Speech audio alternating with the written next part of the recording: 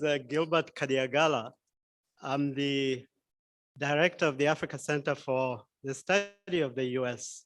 at the University of the Witwatersrand in Johannesburg. So I thought I would just briefly welcome you by summarizing what the Africa Center for the Study of the United States does and is all about before my colleague Bob Wekesa speaks more about why we are here today. The Africa Center for the Study of the United States was established in 2018 by the University of the Witwatersrand. And the objectives of the axis were fourfold.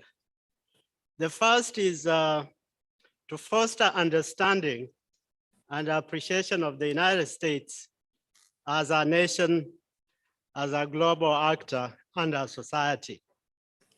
Secondly, there's been very limited knowledge about the United States in Africa. So it was important that we set up a center that essentially systematically studies the United States, going to be very helpful to Africans and everybody who is interested in the United States. Three, our intention is to forge partnerships with African institutions, with African actors, alongside US institutions and US actors. Finally, the center was set up to, in fact, socialize, to train the next generation of Africans who are interested and knowledgeable about the US.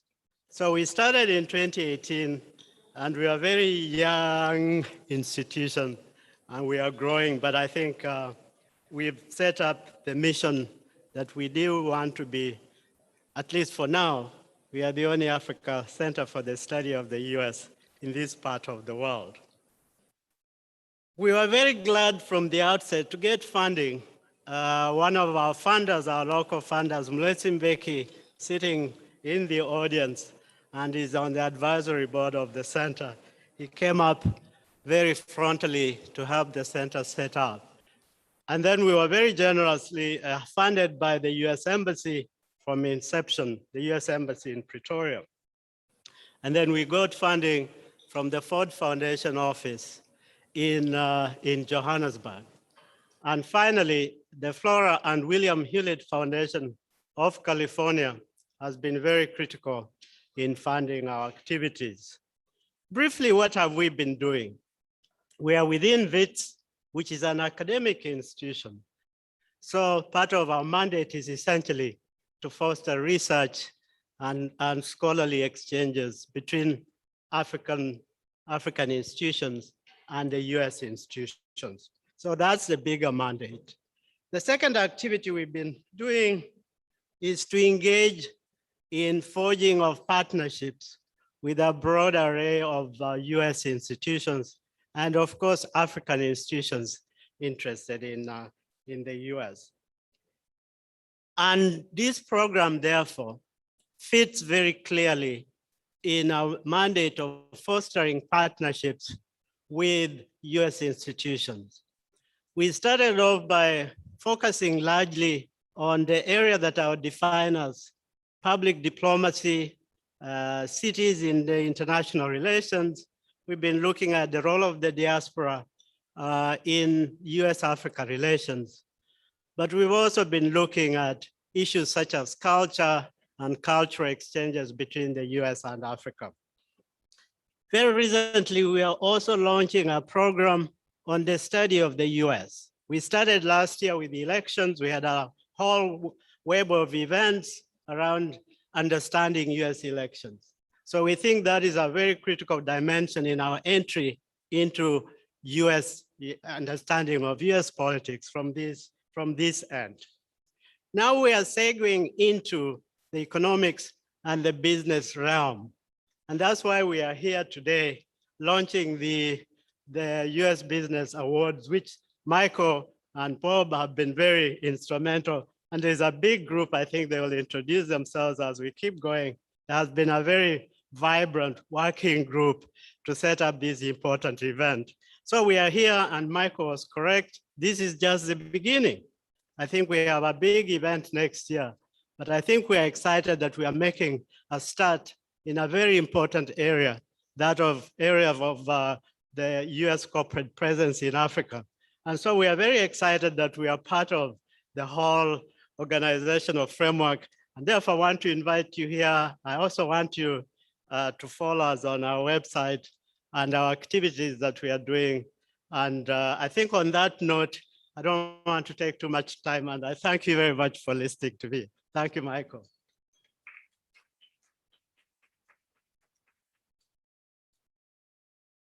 Thank you very much, Gilbert. I want to keep our program moving, but I want to say that as we are focusing on the business community, we thought that it was critically important to get the Wits School of Business involved. And so I'd like to ask Mr. Maurice Radebe, who is the head and director of the University of Witwatersrand School of Business, to come and give his remarks. Thank you.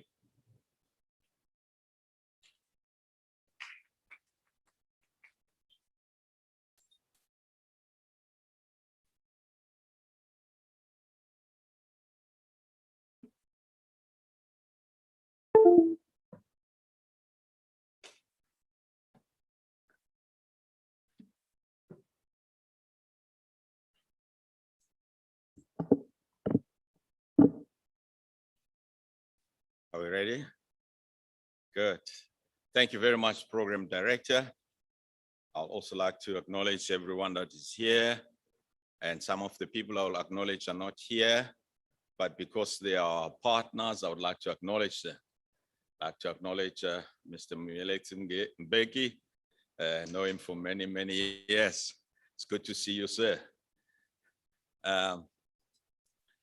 Also like to acknowledge the U.S. Department of Commerce, led by Ms. Cynthia Griffin, Minister Counselor for Commercial Affairs and Regional Senior Commercial Officer for Sub-Saharan Africa.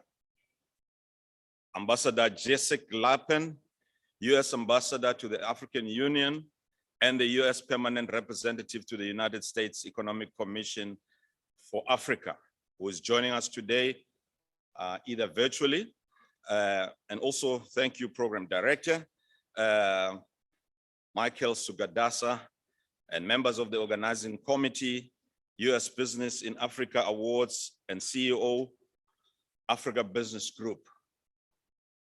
Thank you, Professor Gilbert, Director of African Center for the Study of the U.S. University of Witwatersrand, committee members, Acting Director of the African Development Bank, Professor Benedict Orama, President of African Export and Import Bank, Ms. Annie Lini, Consul General of the U.S. Consulate in Durban, distinguished guests, ladies and gentlemen, those are here in person and those that are here virtually. Also like to acknowledge my friend and my colleague, Logan, who's an academic director. The parking situation here is terrible. So he's been running around and trying to bring me here. I ended up saying to you, you know what, Logan, I know this place very well. Just drop me here. I'll work my way into this place. So he's dropped me outside here. Logan, are you here? He's probably still finding the parking. So that's how I managed to be here on time, because this is a very important. I bring greetings from the Wits University fraternity. Wits is a massive institution and it's backing this initiative, particularly the Center for the Study of US. We as Wits Business School, my name is Maurice Radebe. I'm the head of the school and I am fully behind this initiative. We are operating in the heartland of Africa's economic hub, and we believe we're leading in research, particularly in areas of critical and sustainable growth. During the pandemic, you would know that we led in the vaccine research as an institution, and any challenge that is facing Africa, that is our mission, to make sure that all challenges that are facing the continent, whether it's poverty, inequality, diseases, ignorance, even peace, is these issues we need to do. As WPS, from a business point of view, we play a significant role in equipping leaders of tomorrow and leaders of today by giving them skills and in making sure that they understand their role and the significance of their role in a continuously changing world. We at the business school are clear of our vision, firm, but as a leading business school, firmly embedded amongst the best in the world. We like to produce agile leaders in this world, and particularly ethical leaders. As you know, I don't need to remind you, in our country, corruption is so cancerous that if we're not careful, it's going to kill the body politic of our nation and in our continent. We would like to promote also critical thinking. That is why we're part of this initiative, because it is important to think critically, innovate, and more importantly, sustainability. There's Logan. Please come, Logan. Logan is our academic director. I've already introduced you. Good that you've finally come in. Please take a seat. Give him a round of applause. He's really worked very hard. And also, working with this initiative, we would like to produce cutting-edge research addressing the pressing challenges of our continent. I've already mentioned them. Through teaching, research, social engagement, Wits Business School, and the Center for Study of the U.S., we would like to play a critical role also in transforming South Africa and the continent. We know that Africa is attractive as an emerging market, as an investment opportunity, and it's got the youngest population. But we know that the pandemic has set us back quite seriously. We must admit that. The academic exacerbated the challenges that we have already, the challenges of poverty, challenges of health, poor management of our health system. All these things, we need to play a role. And I believe this initiative, together collaboratively, we will be able to do that. The story of Africa Rising and Africa Open for Business, it is a story that we must make sure it happens. It not only is a story that is just being talked about in theoretical and journals and in academic papers, but it must be a story that becomes reality for the sake of our children and grandchildren and great-grandchildren. This promise must come to real. We believe that African countries are now favoring trade over aid. Let me pause there because this is very important. I've been a development practitioner for over 3 decades now. I've been involved with a lot of African aid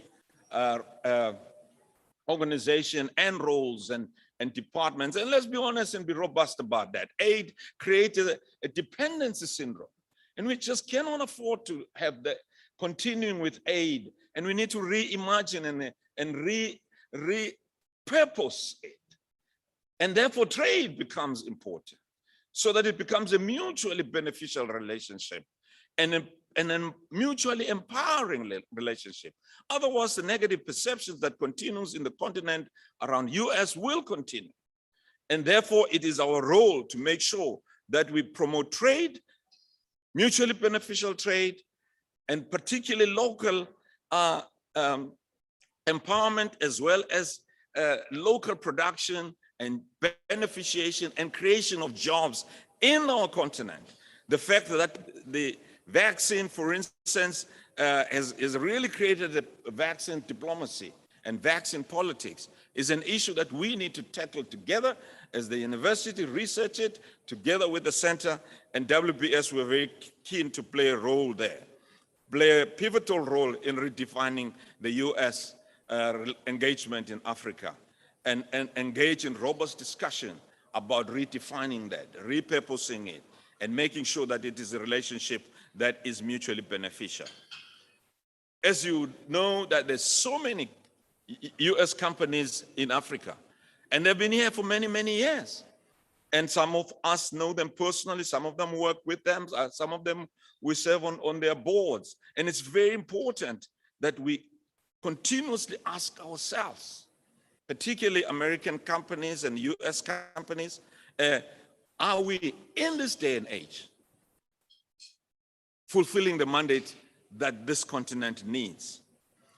Obviously, successful diversification, expansion is required, and growth is required in order for economic opportunities to emerge and to create jobs.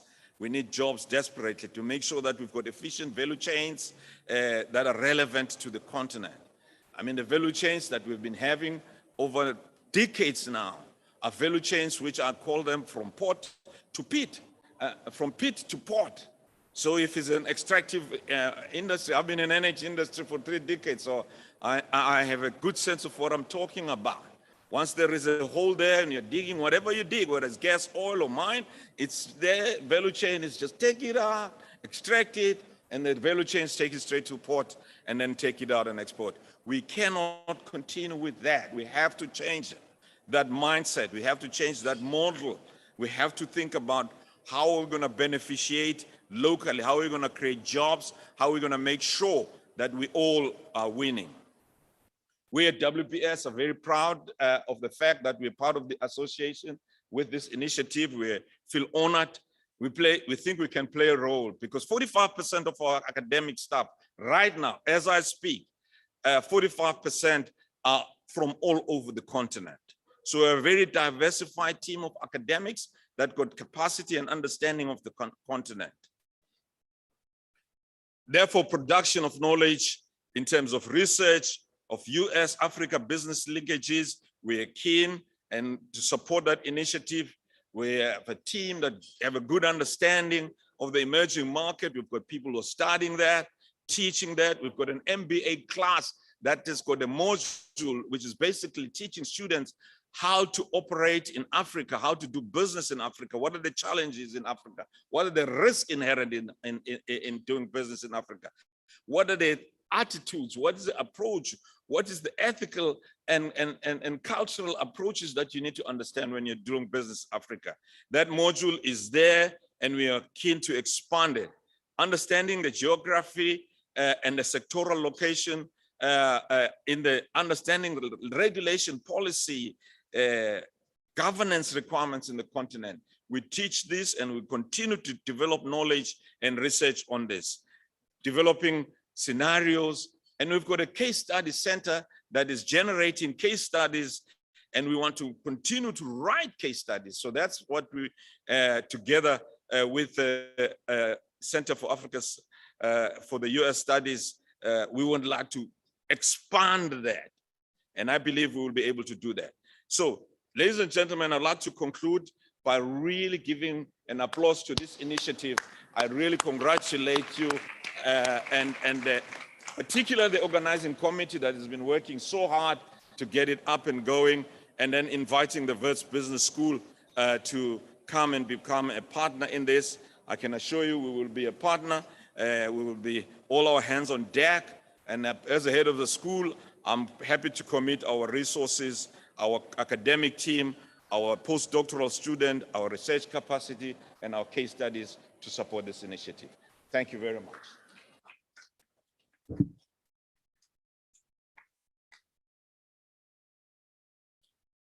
Thank you very much, Maurice. At the heart of this whole initiative, it is meant to be a learning one, an educational one. So we appreciate your support.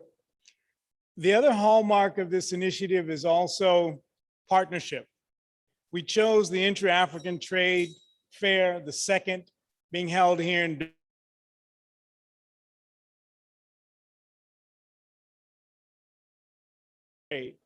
but it's about also strengthening the relations with existing partners.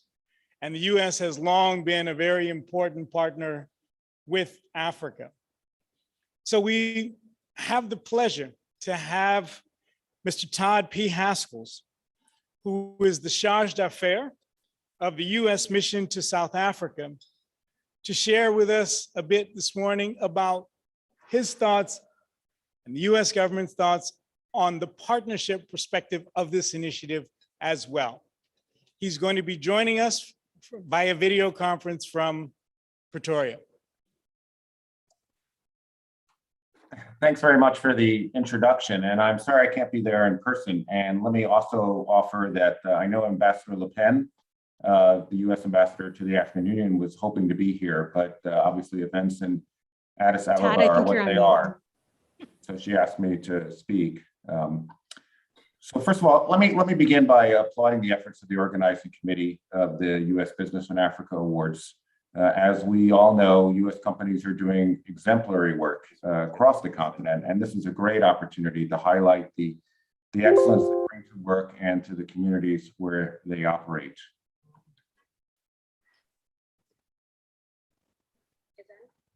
Okay. Am I on? You're on mute. I'm not. Oh. I can see I'm not on mute, so. Okay. He's not on mute on his, he's unmuted. Can you hear me now? No, but hold on one second. No, We're running around figuring out what's going on here. I did the test this morning and it worked fine. We'll just He's not muted on his end. try and give our colleagues just a few minutes as they sort out the technical Now. glitch. Does that work? Not yet. I'm trying He's on different. Let's see. There. How about now? No, not yet. I'm just trying options on sound here. Yeah, they're on their side also. And I just tested my There we microphone. go. Working? Now you are. Now you Okay. are. Perfect. Sorry about that. And thanks everybody for your patience. I guess with this last year and a half of the pandemic, we've all gotten kind of used to working Zoom, and yet still it comes and bites us at times. So I appreciate your patience. Anyway, good morning again. Thank you. And first of all, let me note that Ambassador Le Pen, our ambassador to the African Union, really wanted to be here today. She can't be here because of, I think we're all following events in Addis Ababa, and she asked me to step in for her. Jesse's a longtime friend of mine, so I'm very happy to do it. And I'm also delighted to be here to virtually even for this launch. First, let me applaud the efforts of the organizing committee of the U.S. in Africa Awards. As we all know, U.S. companies are doing exemplary work across the continent, and this is a great opportunity to highlight that work. And we agree with the awards organizers that U.S. companies bring strong values and high standards wherever they operate.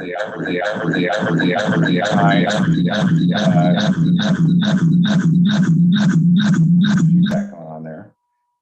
It's important to recognize that that they demonstrate respect for their workforce, they provide training, they manufacture quality products in a clean, safe, and secure environment. Something that one cannot count on from every investor, but it is a priority for the United States. For America's most respected companies, profitability and doing the right thing go together. And this means adhering to the law, operating in an ethical manner, practicing transparency, and having accountability to customers, shareholders, and society. But it also means holding high internal standards and compliance with regulatory and safety requirements. So customers and employees can have confidence in the effectiveness and quality of U.S. products and services. Individual American companies, much like the American brand, are defined not just by their products and services, but by their strong business values and culture. And we look forward to seeing for the contributions that they do make. In Washington, the Department of State recognizes efforts like this with the Award for Corporate Excellence, and jointly with USAID and the International Development Finance Corporation, the Millennium Challenge Corporation, the U.S. Department of Commerce, winners are selected based on nominations submitted by our chief submission from around the world.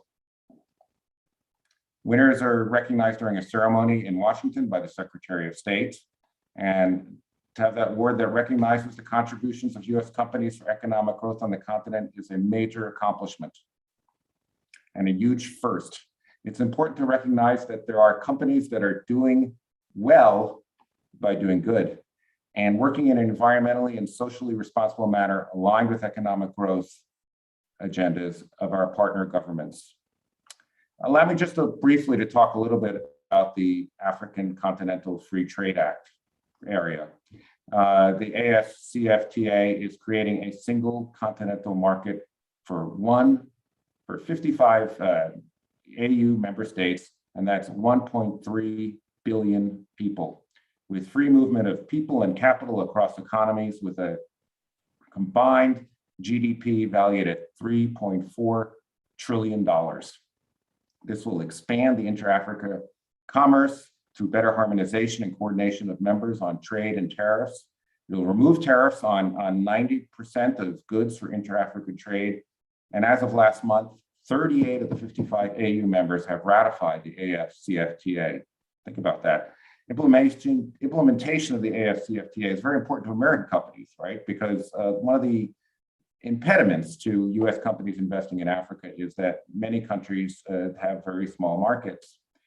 And opening this up and creating one huge continental market will really increase the incentives for US companies to come into Africa. I know this, I served in Congo, Brazzaville for several years, and it was hard to get US companies interested with such a small market. But if they knew they could base there and move goods around, the incentive to invest would be enormous. We're optimistic that more US companies will begin to see the benefits of doing business in Africa. We're also encouraged by recent trends around the removal of trade barriers and the ratification of the WTO's Trade Facilitation Agreement, which cuts trade costs, increases revenue, and creates transparency. We're not part of the AFCFTA, of course, but we do heartily support it.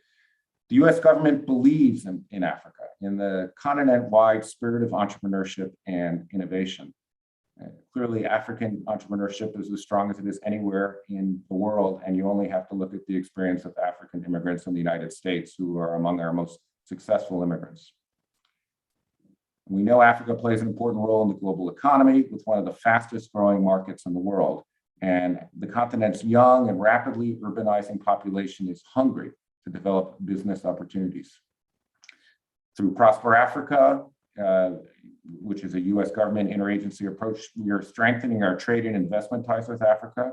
And we hope to contribute to the growth of environmentally sound and socially responsible economies.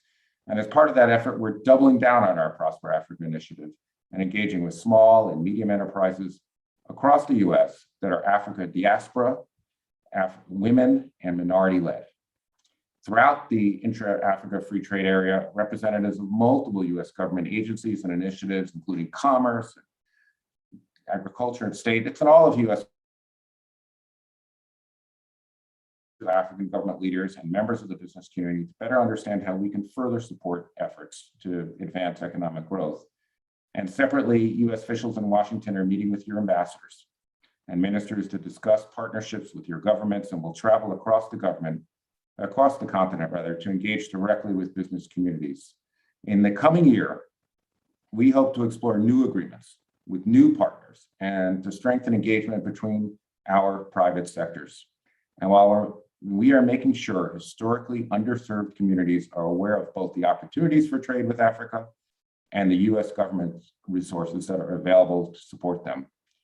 Very soon, we'll have new members for President Biden's Advisory Council on Doing Business in Africa. And this is a council made up of senior executives from American companies. And we welcome the opportunity to plan engagements with the council, with your governments and private sectors. Shortly after the announcement of the new representatives, we hope to see them engage in a listening tour across Africa, because we know strengthening commercial partnerships requires all of us to work together. Before I conclude, I'd like to recognize the role of the Africa Exim Bank in bringing all of us together this week to further inter-African trade. Again, through the dismantling of trade barriers that disrupt the smooth flow of goods and services, we're going to be able to bring many more American companies into Africa to take advantage of the larger markets that the agreement will create. Again, I commend all of your efforts to recognize the excellence of US businesses that we bring to Africa through the launch of the US Business in Africa Awards. And I look forward to supporting you and the great work you are doing across the continent. Thank you very much. I'm sorry I can't be there today, but I look forward to hearing the rest of the speakers. Thanks so much.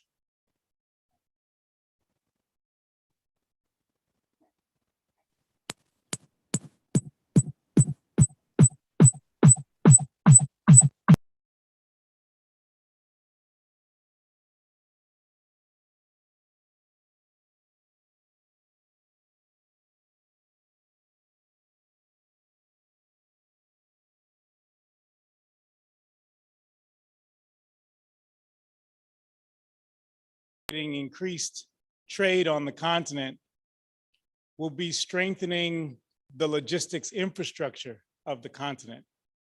And so we are very pleased to have with us as well, arguably the leading institution on the continent that is investing and facilitating investment in the continent's infrastructure, which is the African Development Bank.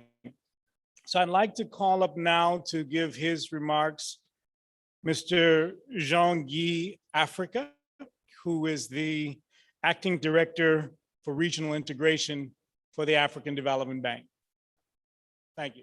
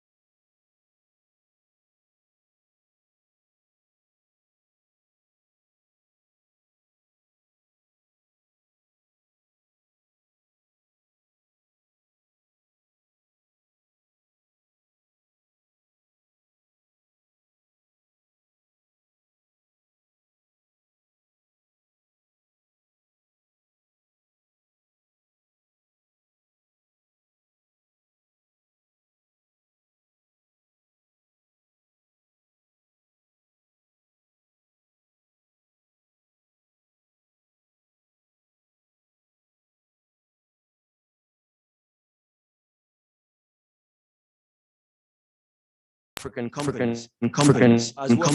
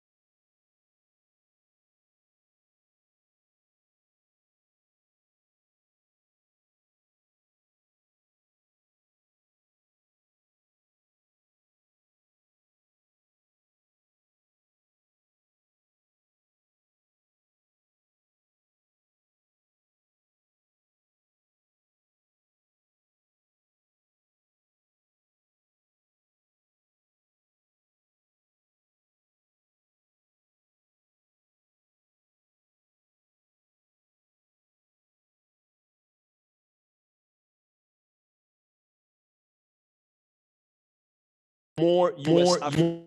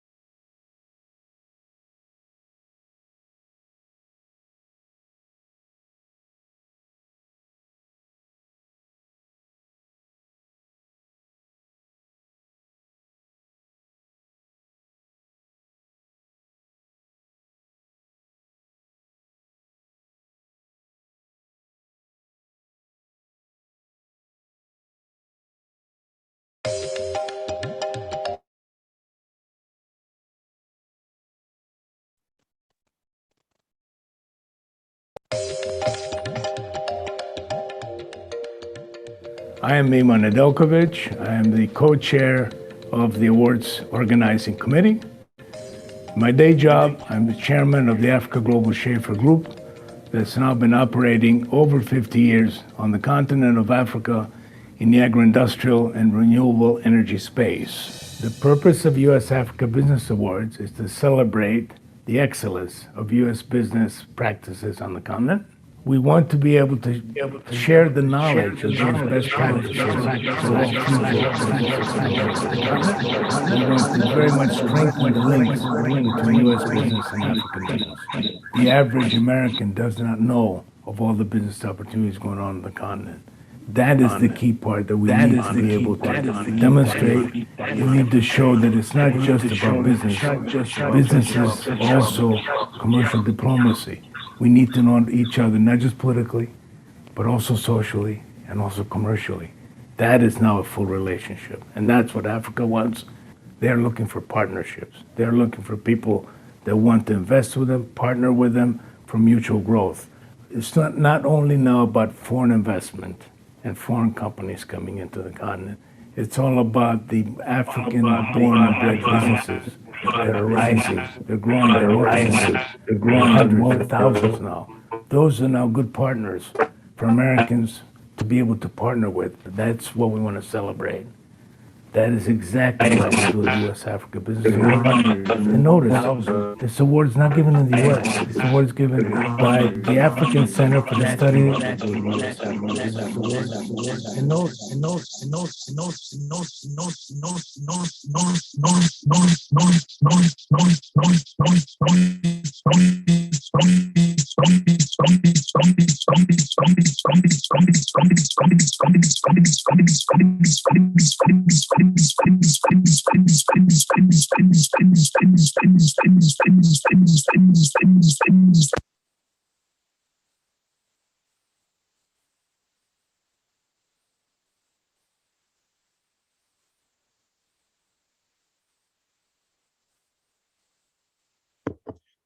Sorry for the technical difficulty.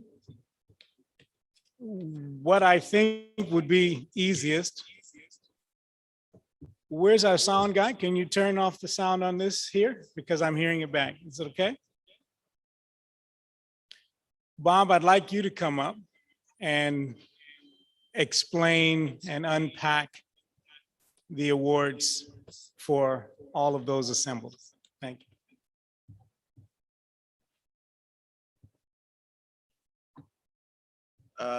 Your Excellencies, distinguished guests, ladies and gentlemen, without further ado, I'll go straight into the presentation to attempt to unpack what the U.S. Business in Africa Awards initiative is all about.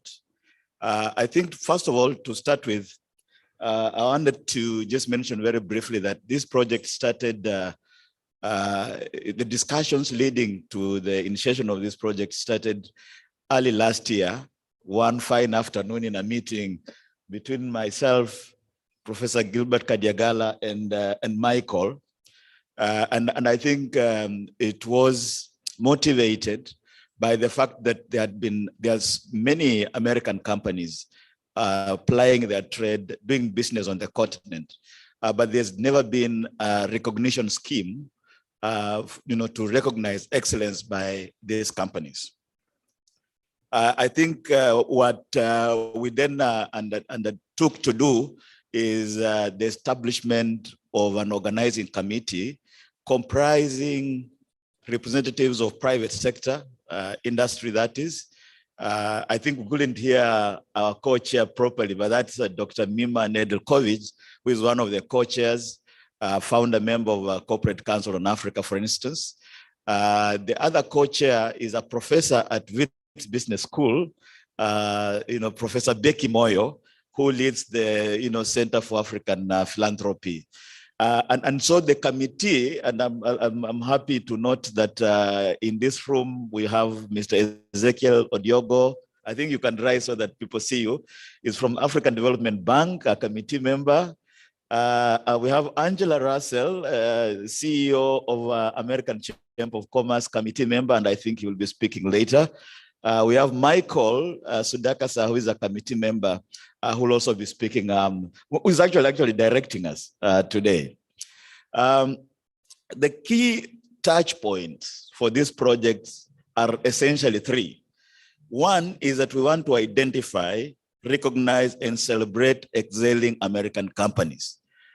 The second touch point is that we want to produce knowledge, indeed, as Mr. Radebe was mentioning earlier, that it's not just a beauty pageant, it's not just celebrating an award, but we want to see what are the success factors that make some companies excel over others.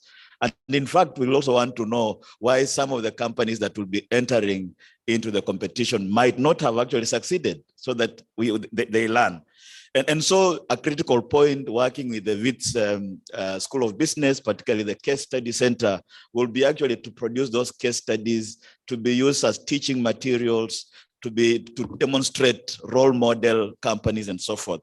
And lastly, this project also comes with what we are calling corporate ambassadorship or corporate diplomacy, if you wish, which is why, in fact, we're working very closely with the U.S. mission to South Africa, because we understand that American companies can actually be avenues for undertaking ambassadorship on the friendships, relations, interlinkages between Africans and Americans more broadly.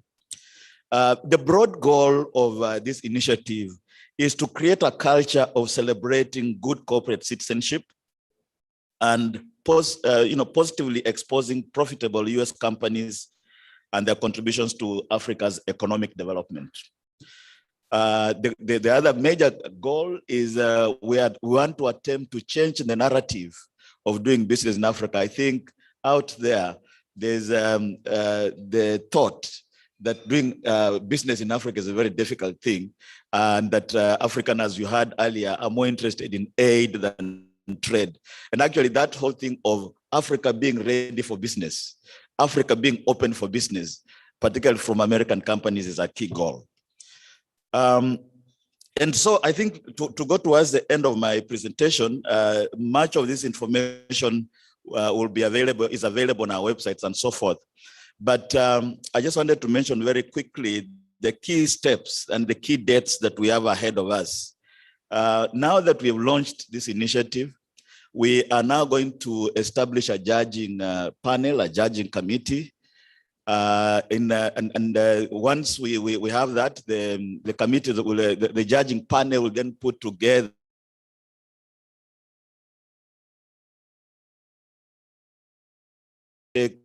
several launches, so that this launch in Durban is just one amongst many. We are going to, in short order, we're in fact working with Africa Development Bank. We shall be having a side activity in Abidjan during the African Investment Forum. And that's coming up between 1st and 3rd of December.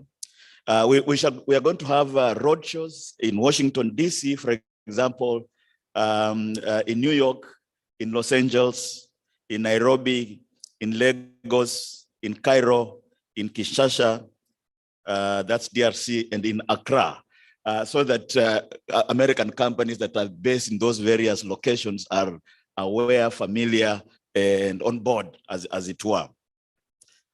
In February, towards the end of February 2022, to 22nd February to be exact, we shall actually open the calls for entries. So there will be an advertisement out there, and we shall shout about this, working in proximity with the business school, to say now companies that want to showcase their good work in Africa actually, are being requested to make entries. And then on at about 30th of June next year, in fact, on 30th of June next year, we shall come to the end of the judging process. And then on 18th of July, we shall then have some confidential communication to the winners to show that we have come to the end of the process. and the likelihood of platinum, gold, silver, and bronze is as follows. That's when the announcement will be made. Then on the 25th of August, working with colleagues such as AmCham and so forth, we shall actually then come to the end of the process and announce the winners of the competition. And that will then lead us to the next year's edition, the 2023 edition of all these. I think it would be remiss of me not to mention very quickly some of the partners that we're working with. And I think the key, as I mentioned earlier, we're working very closely with the American Chamber of Commerce, and Angela is here, but also with the U.S. Chamber of Commerce. And sometimes it can be confusing. There's American Chamber and there's a U.S. Chamber, which is based in Washington, D.C. Just yesterday, we ended a firm partnership with the Corporate Council on Africa. And we are very excited that now they are part of the committee, in fact, to be represented by the CEO. Obviously, we worked very closely with Ms. Griffin's office, the Regional Commercial Service Office, and the enthusiasm and energy from there, in fact, has been one of the factors that has spurred us forward. I think for those that I might not have mentioned, through the committee, we have representation of Africa Development Bank, for example, representation from universities, including University of Nairobi, Carleton University, the African Research Universities Alliance, and so forth. In a nutshell, this is about the initiative, and we'll be happy to provide further information one-on-one via email or via calls and so forth. Thank you very much and most welcome.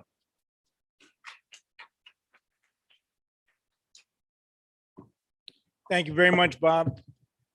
Whenever you attempt to award anyone or any group, it's important to have the support of that group.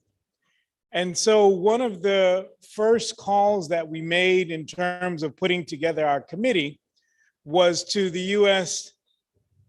AmCham organization with the idea that we wanted to bounce the idea really off Angela. Do you think that this would make sense? Because Bob mentioned that this was the first awards. Well, AmCham awards its members. Corporate Council on Africa awards its members. What was novel about what we were undertaking is that this is a group of both Americans and Africans making an award. That's really the novelty of this. So I'd like to invite our co-committee member, Angela Russell, to come and just give her thoughts and comments on behalf of the U.S. businesses who are active on the continent. Thank you.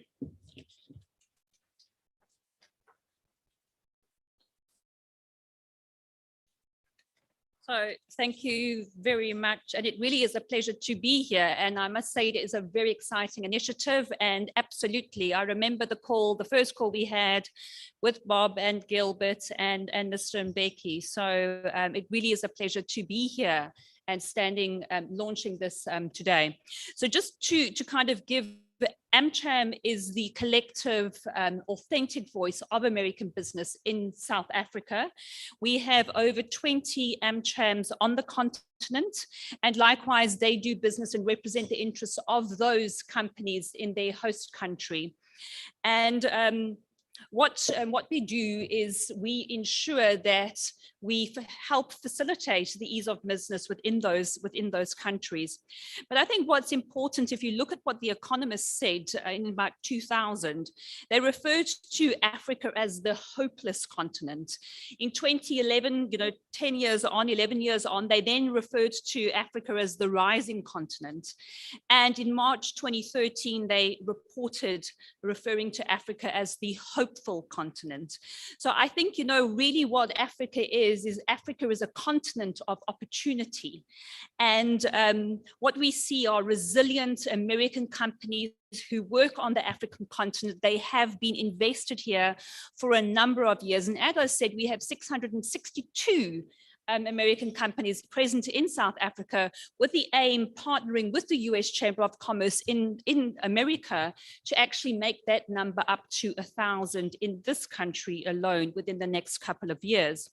So we know that Africa does boast one of the fastest growing middle class populations, a very young and entrepreneurial population, and really we have promising growth trajectories.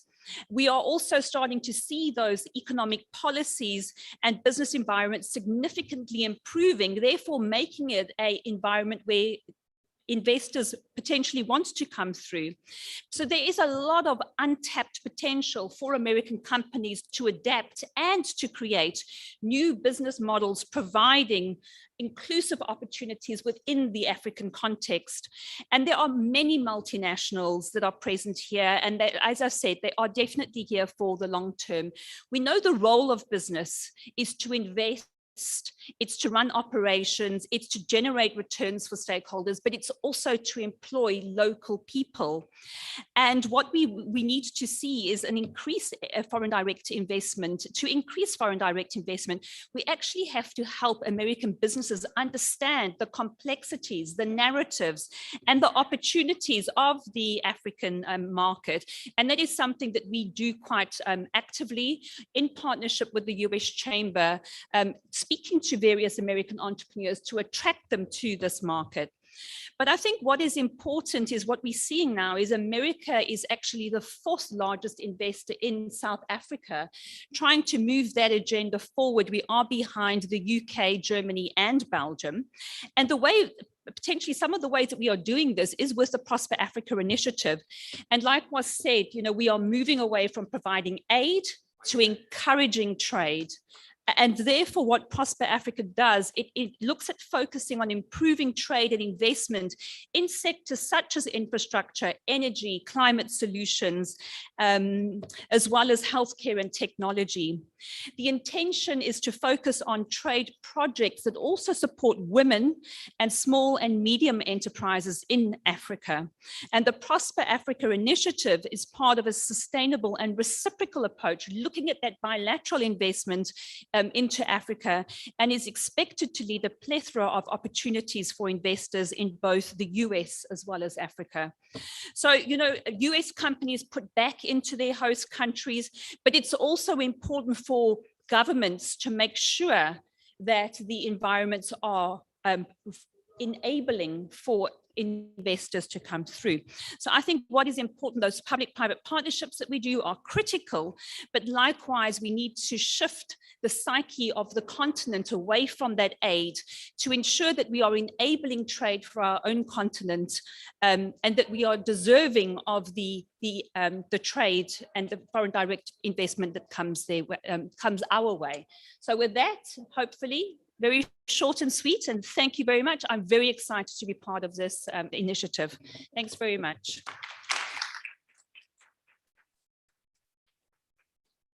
Thank you very much. As Bob mentioned, one of the earliest supporters of Access was the U.S. Embassy, and over the last 2-3 years, there's been quite a bit of work with the consulates around the country. And so we're very pleased here in Durban that as we chose to launch here, the consulate here and the Consul General was quite pleased to help. And so we'd like to ask Ms. Ann Linney, who's the U.S. Consul General of Durban, to join us and give her remarks. Thank you.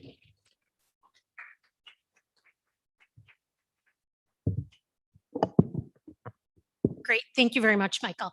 And let me start by saying, you know, one of the challenges of always being one of the later remarks deliverers is everyone has said many of the things you were going to say. So I think I'm going to veer a little bit off topic here, which my team probably won't love. But first off, I want to welcome everyone to Durban. For those of you that haven't been here before, this is one of the premier conference facilities in Africa, and we're so excited. The city, the province have been thrilled that the conference was moved here. And it's been such an exciting time to see everyone coming together, particularly face to face. It's been a long 18 to 20 months that we've all been going through COVID. And I know that everyone in the room has probably faced some sort of loss or hardship over it. So thank you very much. I know a lot of people have traveled great distances and distances that have become even more difficult to travel with limited flights and things like that. So a huge thank you on that front. I'm also excited to say that this is just the beginning of the building back from COVID. I think all of our countries, whether it's the United States, whether it's South Africa, where I'm lucky to be posted, or all of the countries where all of you come from, in business, you recognize that every challenge also presents an opportunity. And I think there are amazing opportunities coming out of COVID. And I think in particular, one of the things that we're most excited about here, my team down at the consulate and my larger team at the U.S. Embassy in Pretoria, our consulate in Johannesburg, as a couple of our speakers have mentioned, we've got our regional commercial officer, Cynthia Griffin, who is coming from Pretoria. We've got our team from Prosper Africa. We've got my team from the consulate. Is we're all very, very focused on how we can help all of the countries build back even better than before. And one of the ways that that's going to happen is through entrepreneurship. And Cynthia is going to talk in a minute. She's going to talk on the much larger scale. My team here and many of our embassies and consulates throughout the continent, of which we have over 50, spend a lot of ways on thinking about how to bridge that gap between large business and small business. And so, for example, hopefully many of you were able to attend the event we hosted yesterday, panel on agricultural youth entrepreneurship. This is an area we're passionate about here in South Africa. Agro-processing is a huge focus of the South African government, and in particular of the government of KwaZulu-Natal. And so one of the things we work to do is help young South African entrepreneurs build into the larger South African supply chain, but also with international American businesses and the ways that they're looking to grow their business. These are all opportunities that our teams across the continent are working on. And I encourage all of you, if you're not already in touch with your counterparts at our embassies and consulates in whatever country you're coming from, to please get to know them. I think another thing, building on what Angela was saying, is that so much of the work that the American companies are doing, they're looking for ways to improve access and improve the situation on the ground in many of the countries they're in. And oftentimes, one of the ways the embassy will get involved is large US companies will come to the embassy to talk about their corporate social responsibility programs. They'll reach out to us and say, we want to, for many of these huge multinational companies, as you know, it's a part of their mandate that they need to invest back. And we want to help steer them into programs that we know will benefit the local country economies based on the conversations we're having with the government. Cynthia and I in particular spend hours and hours attending meetings and conferences with the governments of the country we're in, and we know what their priorities are. And so we'll say, you know what, they're really focused, for example, on basic education and how do you increase basic education in a local community?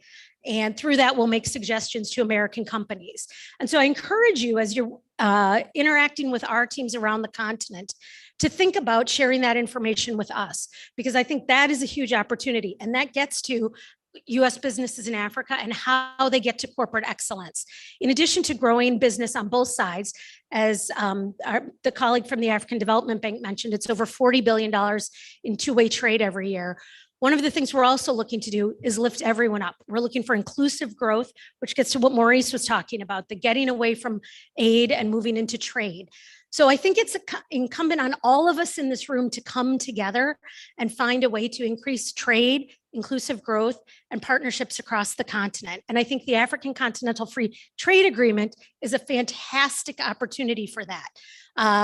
I'm coming most recently from West Africa, where I was posted, where one of the biggest challenges was getting trade from one country to another. And that was oftentimes the driving factor for US businesses on where they would look to invest and grow at what pace. And that gets to the importance of growing the infrastructure. So I think if we take anything away from it, from today, it's getting to know each other and getting to know what those opportunities out there are to help build the relationships. So with that, I won't take up too much of our time because I know we still have several more speakers, and Cynthia, I think, is going to talk in much greater specificity on some of our programs. So thank you very much.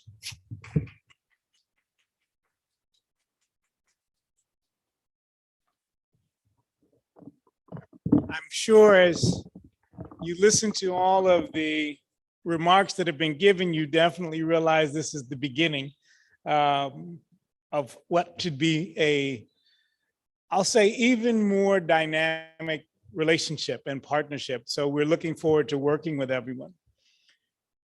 We've mentioned, and it's been referred to multiple times by different speakers, that we thought that having the launch at the second Intra-African Trade Fair would be a very appropriate place. We thought about just AIF, which was the African Development Bank's event that's coming up in a few weeks. But we're very pleased to have the ability to engage with both of these dynamic continental institutions. And so I'd like to ask really our host for the morning and for our launch, the representative of the Afro-Exim Bank who's with us, Dr. Hippolyte Fofak, who's the chief economist and director of research and international cooperation, to come and give his remarks.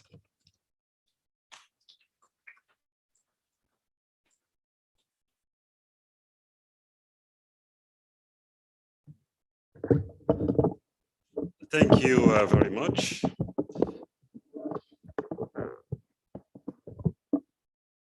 Thank you very much for organizing these important sessions and really for associating the African Export-Import Bank. As was said earlier, the benefit of speaking later is that you don't have to go through the protocol. But let me really acknowledge the presence of our host. I think we're in Durban. And really to thank all of you and welcome all of you to the second editions of the Intra-African Trade Fair, ITF 2021. And on behalf of President Benedict Rama, our president who could not be here, really, would like to really thank you for your support. And for us to be all here in the midst of the pandemic, it's a real testament of our collective commitment toward the transformation of African economies through trade, regional integrations, which are essentially successful and key to a successful implementations of the African Continental Free Trade Area agreements.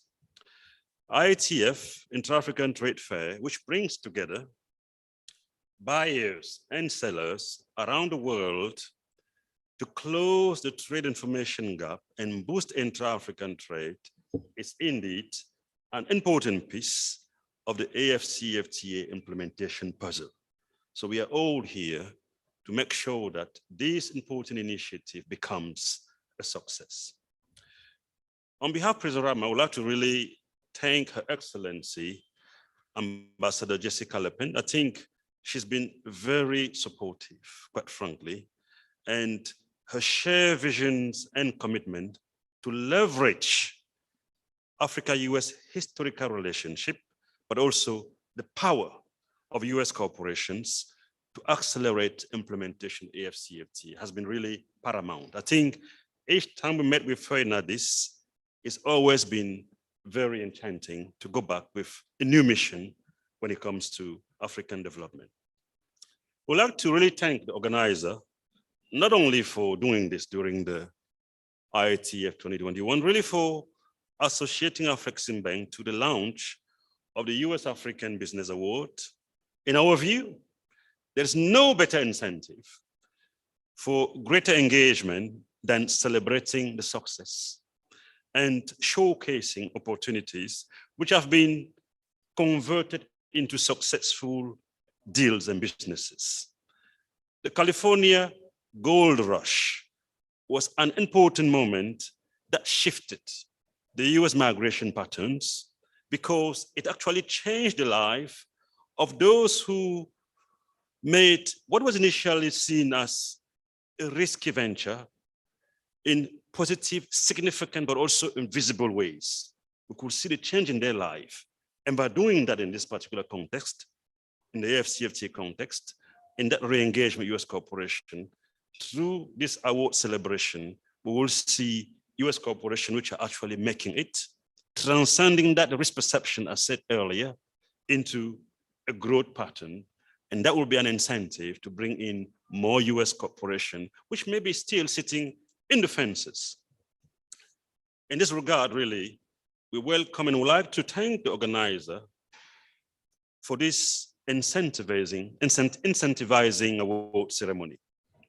I think over the years, the African Export-Import Bank has been working closely and emerging naturally as the gate to investing in Africa.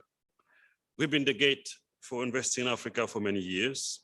In that capacity, the bank has drawn on its convening power to leverage support of U.S. corporate and sovereign entities, successfully working with them on several deals and projects. Under that partnership, for instance, the U.S. Exim has been one of the most important resilient bridge between Afrexim Bank and U.S. corporations. In addition to a $50 million delegated authority facility that we received from U.S. Exim, more than a decade ago, we've worked with U.S. Exim and other financial institutions and some of the most important U.S.-related transactions in critical trade-enabling infrastructure and sectors such as aviation, oil and gas, power sector. And key illustrations are the HSBC for TAC Angola, the airline Angola, the AFC HSBC Union for an airline in Nigeria, as well as the Citibank JP Morgan UK for Kenya Airways, $1.9 billion at the time, was the largest deals ever undertaken on the continent. We've also worked with US Exim on liquefied natural gas project in Mozambique. Under the leadership of Excellency Ambassador Lepin, I think we've hosted US Exim delegations led by Director Pryor in Cairo. We did that right before the pandemic outbreak last year.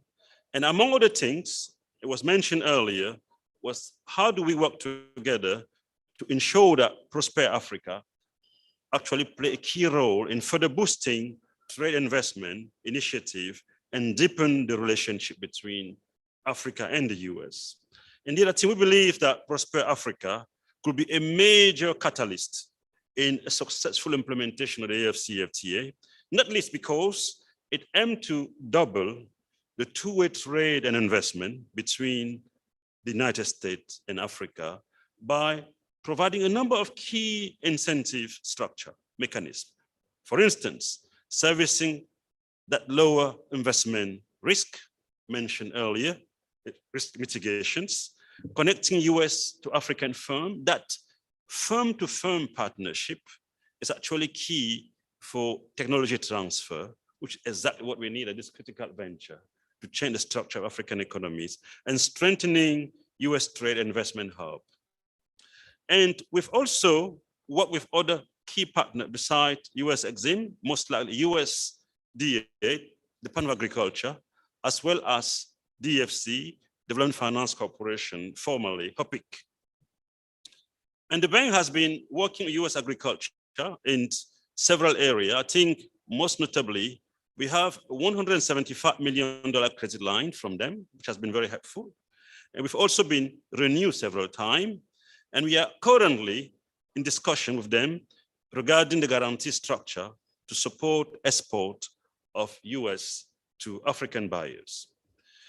We had initiated a partnership arrangement with Development Finance Corporation, DFC, where the bank could be a deal originator and bringing transaction to DFC for them to actually provide financing.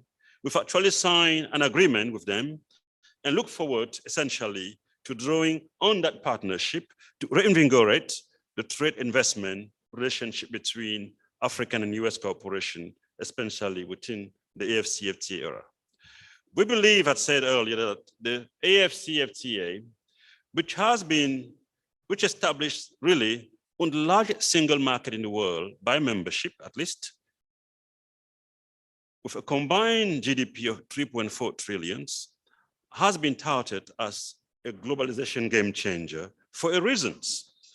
It has a potential to transform African economy and boost both extra and intra-African trade significantly as more cooperation takes advantage of competitiveness and productivity gain associated with increasing economies of scale.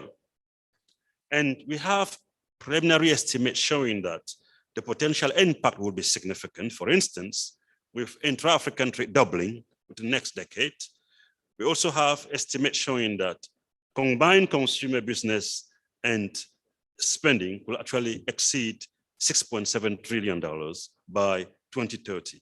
These are significant opportunities for Africans and US corporations to seize. But to take advantage of these emerging opportunities, a lot will have to be done in changing the nature and pattern of engagement between Africa and the rest of the world, as said earlier. And for instance, as mentioned in the opening remark, from exporter of primary commodities to exporter of processed manufactured goods. And this is very important because, as we all know, global trade is dominated by manufactured goods for almost 85%. So the only way and the best way for Africa to become a global partner is to enter that manufacture stream. I think US corporation will play a major role as they've always done in the past to facilitate that. Another example, it will call for a shift in the compositions and patterns of investment, more toward industrial productions and development of regional value chains through the injection of patient capital. There's something we call vulture capital. It comes, take diamonds out, and we have to move away from that and go for the patient capital to make sure that Africa become fully part of the global economy. I think several government and corporate entities are already taking advantage of the growth opportunity that the AFCFTA offers. We've witnessed that, especially in the automotive sector within this continent, the establishment of assembly line in Namibia, in Kenya, this tiny small economy, I suppose. In Kenya, in Rwanda, they are seeing Tanzania. In Namibia, they're seeing the southern market.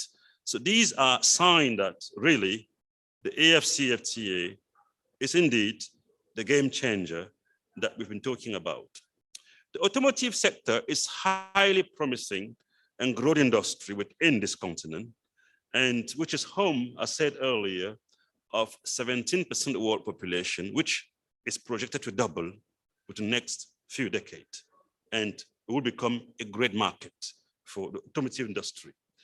One of the major highlights of the 2021 editions of our Intra-African Trade Fair is the automotive industry. We have a lot of exhibits here this week for you to see, and the bank is working with key stakeholders around the world to create the right ecosystems for organic growth of that particular sector.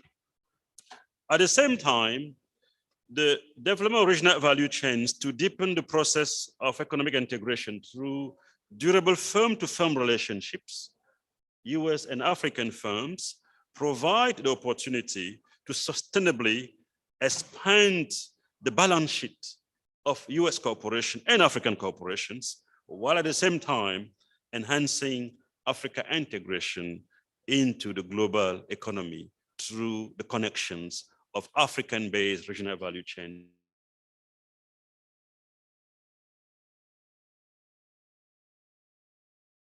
Development triggered by the AFCFTA also provide the path to reduce, it's good for the US for that matter, they provide a path to reducing the geographical concentration of global supply chains for greater resilience in the post-COVID.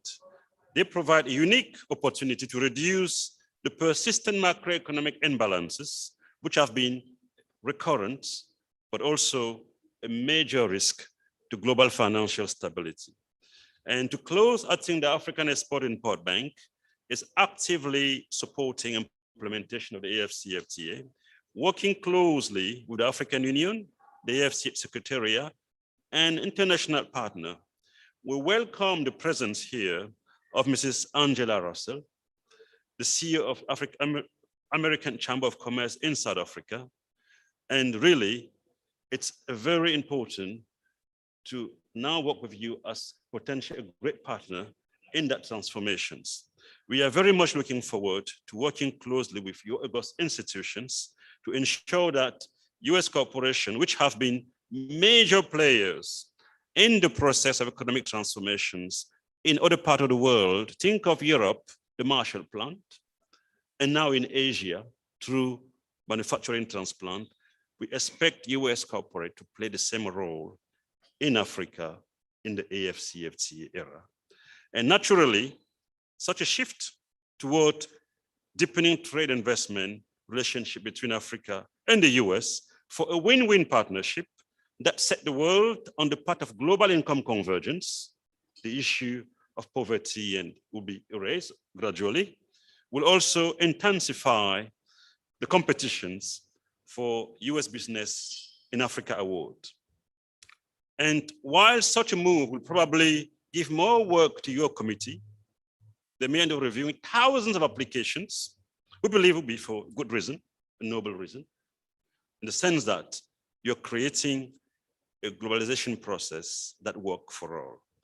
And I really wanted to close these opening remarks formally launching a very important and timely initiative to reinvigorate the drive and contributions of US businesses to economic transformation in Africa with really a quote from one of our greatest, if not the greatest US president. And remember this, and I quote, "The best way to predict the future is to create it." The best way to predict the future is to create it. Abraham Lincoln once said.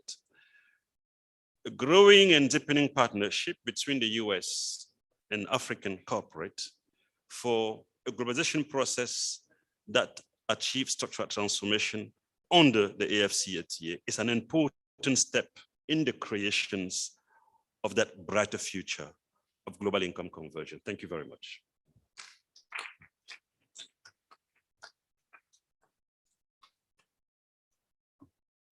Thank you very much for that. And we definitely look forward to working very closely with Afri-Exim Bank and also African Development Bank. And I should note that when we were putting the program together, we realized toward the end that if we had everyone who was a partner, we would be going into the afternoon. So I do want, though, to recognize Mr. Joy Balipele from IDC, which is in Johannesburg, the Industrial Development Corporation, because they are also an important partner that we will be working with.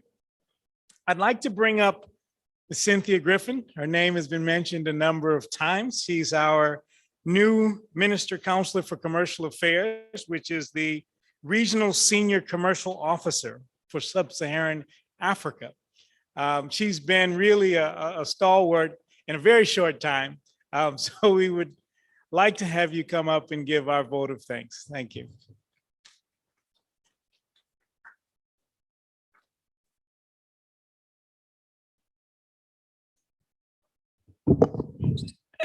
Thank you, Michael.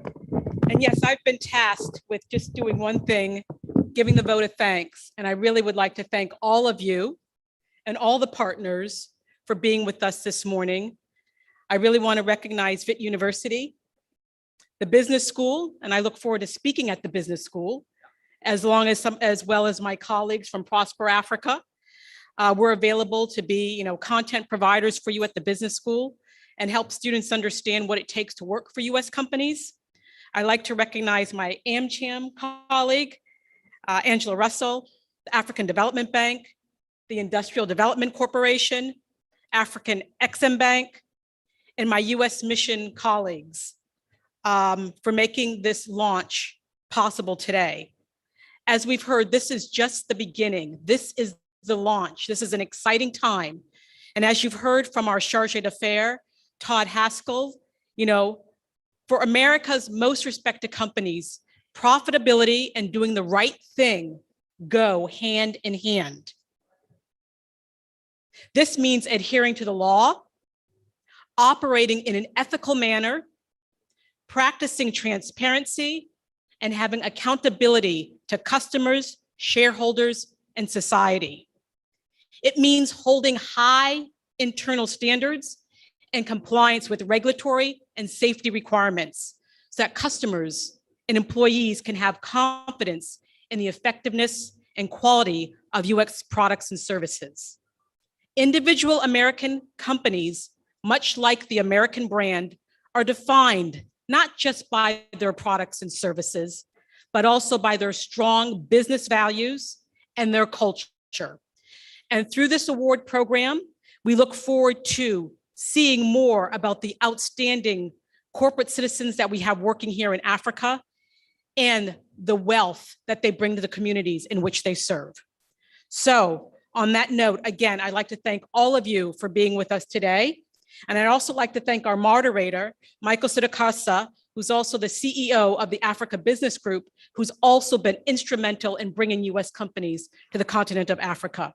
So again, this is just the start, and I look forward to working with all of you. Thank you.